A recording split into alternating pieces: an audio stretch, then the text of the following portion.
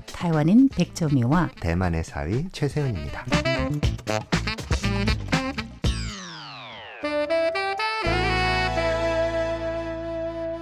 대표적으로 처녀 귀신이 나와서 결혼하기 전에 이제 자신의 자유연애가 방해받아서 그렇게 되는 경우가 있고, 또 두 번째는 결혼을 해서 며느리가 되었는데 그 며느리가 내부에서 말도 못할 박해를 받으면서 거기에 대한 원한이 쌓이고 그것들이 분출되는 방식으로, 그래서 시댁을 파괴하고 복수하는 방식으로 나타나죠. 그렇게 보면 한국에서는 확실히 복수가 원한 구조 그리고 귀신의 구조로 가요. 안녕하세요. 대비도크 최세은 백조미입니다. 최 교수님, 네. 어렸을 때 혹시 귀신에 관한 이야기 이런 거 들어보신 적 있겠죠? 제가 이렇게 여쭤보는 건 좀 이상하기도 하고. 드라마도 봤죠. 아, 드라마도 보고. 네. 그러면 스스로 네. 친구에게 뭐 누구 놀리려고 네. 그런 무서운 이야기 해본 적 있습니까? 일단 귀신 이야기라든가 아니면 무서운 이야기 네. 혹은 신기한 기담, 네. 괴담 이런 것들을 어렸을 때부터 좀 좋아했던 것 같아요. 그거 안 무서웠나요? 제가 그런 이야기를 좋아했던 것은 그 이야기 자체가 네. 신기하고 또 무섭고 그러기도 하지만 네. 그 이야기들 내면에 자리 잡고 있는 우리 사회의 구조 혹은 인간에 대한 아주 깊은 원한감, 이런 것들에 대한 관심 때문이었던 것 같아요. 제가 살았던 한국의 90년대 대중문화가 흔히 말하는 오컬트 문화가 굉장히 중요한 시기였기 특히 때문에 뭐 영화 이런 거 맞습니다. 말씀하세요. 제가 10대 때 이미 귀신 영화 이런 것들은 귀신이 나와서 무서운 게 아니라 네. 그 안에 자리 잡고 있는 귀신보다 더 무서운 사람이요. 인간. 사람이 더 무서워. 그 아야, 이야기 그러면 우리가 때문이에요. 인간 같지도 않은 인간이라고 해야 되나요?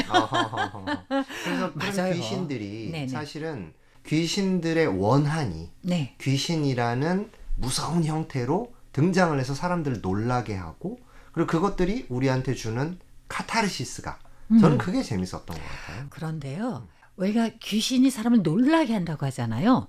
근데 옛날부터 우리台湾도 그렇고 이제 전체적인 제가 말하는 중화권에서 얘기를 하는데 네.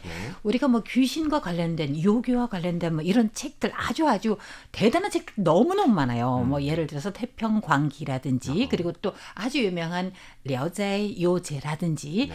너무 풍부한 내용들이 많아요. 근데 그게 약간 유럽에서 동화책 이렇게 꾸미는 것처럼 굉장히 많은 곳에 있는 구전 전설이라든지 이야기라든지 이런 거를 이제 모아서 그거를 엮어서 쓴 거잖아요.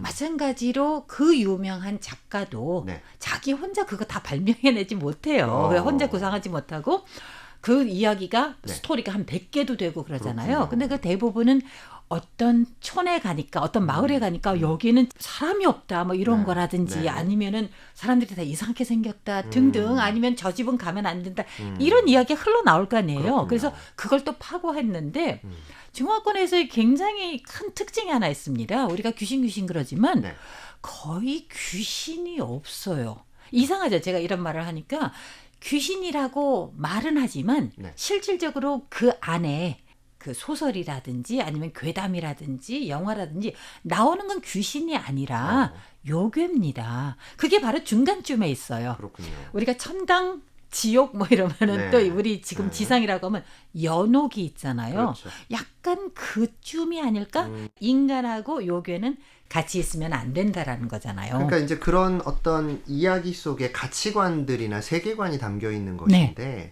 한국에서의 이런 귀신 이야기 혹은 기담이나 괴담에는 굉장한 패턴들이 있습니다. 대체적으로 가정과 연결이 되어 있습니다. 그 중에서도 박해받고 피해받는 여성이 어떻게 가부장제 사회에서 특히 시댁이라는 공간에서 원한을 쌓게 되는 과정에 있는가, 이런 부분들이에요. 그래서 대표적으로 처녀 귀신이 나와서 결혼하기 전에 이제 자신의 자유연애가 방해받아서 그렇게 되는 경우가 있고, 또 두 번째는 결혼을 해서 며느리가 되었는데 그 며느리가 내부에서 말도 못할 박해를 받으면서 거기에 대한 원한이 쌓이고 그것들이 분출되는 방식으로, 그래서 시댁을 파괴하고 복수하는 방식으로 나타나죠. 그렇게 보면 한국에서는 확실히 복수가 원한 구조 그리고 귀신의 구조로 가요. 또 남자들도 마찬가지입니다. 남자들 중에도 자신이 사모하는 어떤 연인이 있었는데 그 연인과 결혼을 못하게 되어서 총각 귀신, 몽달 귀신이 되는 그런 구조들이 있지요. 그래서 그렇게 해서 원한들이 나타나고 그게 사적 복수가 되는데 굉장히 즐거운 이야기이기도 하면서 동시에 으스스한 이야기이기도 하잖아요. 네. 뭔가 나를 괴롭혔던 사람들에 대한 복수를 한다는 것. 네. 그리고 사실은 그 사회가 여전히 이어져서 오늘날까지도 계속 연결되고 있다는 것이 굉장히 흥미롭습니다. 마지막으로는 이 동물들과 관련된 것인데요. 동물이요? 네. 동물은 어떻게 표현할까? 혹시 그거 얘기하시는 거예요? 무슨 뭐 간을 빼먹는다, 토끼, 거북이 이런 걸 말씀하시는 거예요? 맞습니다. 아니면은 다른 그 진짜요? 구미호가 네. 대표적이죠. 구미호. 네. 그래서 인간 사회를 동경하고 인간이 되고자 하는 어떤 신령스럽고 영명한 어떤 동물들이 있는데 그 동물들이 계속 오랫동안 수련을 해 오다가 결국은 그것이 사랑에 의해서 좌절되고 결국은 그 과정에서 다시 원래대로 돌아가서 자연 속의 하나의 일부로 남는 슬픈 어떤 상실의 비극 구조가 있는데 이런 부분들은 확실히 중화권의 기담이나 괴담에서 영향을 받은 것 같기도 해요. 우리가 특히 음력 7월에 귀신 잡는 귀신이 있는 거 혹시 들어보셨어요? 신이 잡는 게 아니라 귀신이 귀신을 잡아요. 그래요? 근데 그게 귀신의 우두머리예요. 염라대왕도 이 귀신한테는 뭐라고 할 수 없어요. 그 사람의 진짜 살아 있었던 인물인데 아시죠? 타이완에 엄청나게 많은 사찰들이 있잖아요. 네. 무슨 묘, 무슨 궁 이렇게 이름이 돼 있는데 네. 바로 그런 데에서 나오는 것 같아요. 서유기 같은 것도 대표적으로 그렇지 않습니까? 서유기는 너무 재밌어요. 그런데 서유기도 원래 서양의 잔혹 동화라고 하죠. 우리가 생각하는 디즈니랜드에 나오는 그런 항상 해피 엔딩이 나오는 원래 아니었잖아요. 근데 그게 자꾸 각색이 되면서 그렇게 예쁘게 변했고 한국의 장화홍련도 대표적인 아주 무서운 이야기인데 맞습니다. 원래는 아마 더 무서웠을 거예요. 이거는 완전 지금 생각하는 그런 거하고도 다르고 마찬가지로 중화권도 또 그랬었어요. 그래서 옛날에 이렇게 사람들이 원한도 얘기도 했고 또 이 지방의 어떨 때에는 그 지방 풍토 때문에 풍경 때문에 이야기를 지어내는 사람도 있을 것 같고 또 하나는 제 생각으로는 권력 때문에 내가 여기 사람들을 내 손 안에 넣고 내가 명령을 해서 장악을 하기 위해서는 약간 종교적인 이런 힘을 빌리는 것도 있는 것 같아요. 제 생각으로는. 최근에 한국에서 나오는 오컬트 소설이라고 하는데요. 한국에서는 그동안에 그 문학에서는 굉장히 비중이 적었던 판타지 혹은 이 옛날에는 귀신 이야기라고 불렀고 지금은 오컬트라는 아주 멋진 이름으로 부르는 문학 장르가 있는데 이것들이 바로 이런 어떤 식민지 시대 혹은 권위주의 시대, 냉전 시대, 국가 폭력을 입은 사람들, 뭐 대표적으로 이제 파묘, 파묘라던가 아니면은 최근에 이제 뭐 전건우 작가에 나오는 그런 소설들도 있고요.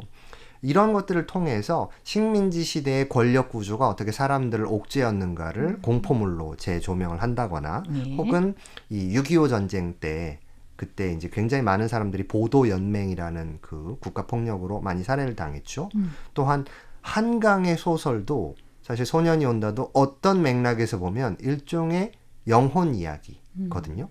거기에서 이렇게 그 당시의 시대를 조망하는 어떤 영혼의 관점에서 시기를 바라보는 것들이 굉장히 공포와 또 오컬트의 소설에 영향을 받았다는 그런 느낌도 듭니다. 그래서 지금 이런 식으로 발전해 나가는 게 굉장히 새로운 종류의 문학의 영역을 또 넓혀가는 것 같아요. 진짜 말씀하신 게 많은 것 같아요. 왜냐하면 굉장히 새롭고 문학의 영역을 넓혀간다. 이거는 동감합니다. 왜냐하면 우리 최 교수님께서 말씀하신 게 바로 그거 그대로 보여준 것 같아요. 저는 오히려는 이 중화권에 있는 그런 책들을 주로 보니까 책을 너무 잘 쓴 거예요. 그렇기 때문에 이게 영원토록 유행 뭐 지난다 이런 건 없는 것 같아요. 해마다 봐도 그게 다 재밌고 어떻게 그렇게 잘 썼을까? 그리고 그 안에 우리가 투영해서 들어갈 수도 있는데요. 오늘 나병 특집 으스스했죠. 여름 아주 좋은 내용, 재밌는 내용 고맙게 잘 들었습니다. 저는 그냥 이야기 듣는 것 같아요. 여기에서 너무 좋습니다. 최 교수님 대단히 감사하고요. 오늘 대배도 여기서 끝마칩니다. 진행의 최세훈 백점이었습니다. 여러분 감사합니다. 감사합니다.